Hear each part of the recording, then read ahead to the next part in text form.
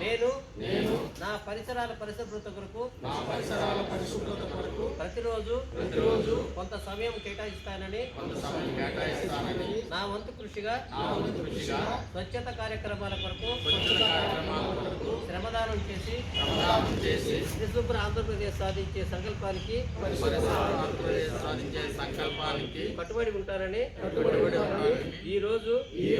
పరిశుభ్రత గురించి నేను వేసిన ఈ ముందడుగు